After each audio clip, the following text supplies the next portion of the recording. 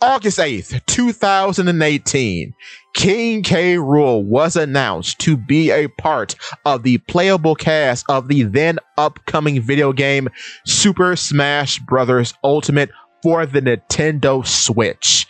Since the game's release, I have been a King K. Rool main ever since. Now, before this happened, I didn't have much history with the character growing up. The only game I played with him in it as the final boss was Donkey Kong Land 2 for the Game Boy. However, I did watch a lot of the Donkey Kong cartoon growing up as it was airing on Fox Family at the time. So that was pretty neat. I always liked King K. Rool. With that being said, what is so interesting about his representation in Smash Brothers and onward is that Smash emphasizes his gut. The reason why his gut is so important is because in real life, crocodiles and alligators have a very soft underbelly. It is less heavily armored than their backs. So the belly is often considered their weak point, right? King K. Rool is the only Kremling with his belly fully armored. Now, in terms of design, with it being golden, it's always given him a regal appearance, giving him a certain status above all other Kremlings, which makes sense because he is the king of the Kremlings. However, why this is funny is because throughout all the series, as far as I know, his belly is never emphasized. Not in Donkey Kong Country, not in Donkey Kong Country 2, not in Donkey Kong Country 3, and none of the climber games like King of Swing or Jungle Climber.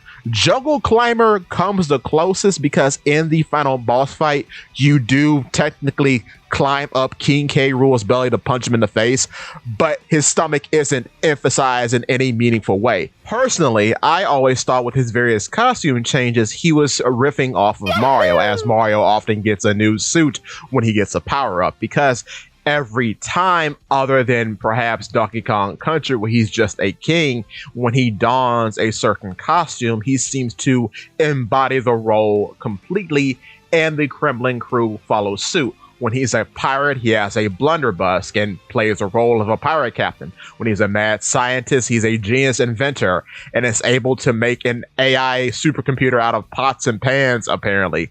When he's a boxer, he truly is a heavyweight championship boxer, like he is in Donkey Kong 64. So I always thought that was a weird Mario riff, but it never really emphasizes his belly. It always emphasizes the particular costume that he's wearing and how much he's embodying the role at the time, which kind of makes him like a theater kid, I guess you could say. But anyway, in Super Smash Bros. Ultimate, they make this the core of his moveset because a big mechanic surrounding how you play King K. Rool is utilizing his belly armor. His armor will protect him from various regular attacks, allowing him to power through and connect, whereas other characters would be punched out of connecting with that same attack. So this makes him very interesting. On top of that, his belly armor can break, putting him in a dizzy state. However, the only move that doesn't have any sort of direct reference to any other Donkey Kong game prior is his counter move, which is called Gut Check, that allows him to counter physical moves as well as projectiles. So I find it very genius that upon King K. Rool's return, it's fun that they emphasize a part of his design that has been such a prominent piece of his design since his inclusion into the series, but oddly has never been emphasized in any meaningful way. This then comes into the fray much later. And I'm going to give you a warning. Spoilers are coming for Donkey Kong Bonanza. So you have been warned. So here are the cliff notes of what happens in Donkey Kong Bonanza. After Pauline cures Donkey Kong of his petrification, she also ends up curing K. Rool, as he was petrified in a way too by the Bananium root. And in his representation, as you see him during his petrification or entrapment, only his belly is seen. Void Kong thinks King K. Rool is the Bananium root and rushes for him. However, Void Kong is punched in the mouth by K. Rool as he wakes up. But what's so interesting about this is that from the opening scene with him, his belly is emphasized. And then once you get into the various boss fights with him, not only do you see some very cool references from his Smash moveset, like the helicopter originally attributed to him in Donkey Kong Country 3, or the blunderbuss from Donkey Kong Country 2 that he also uses in Smash, but you also see him beat on his belly like a drum to activate his various transformations. This parallels with Donkey Kong beating on his chest to activate his various transformations.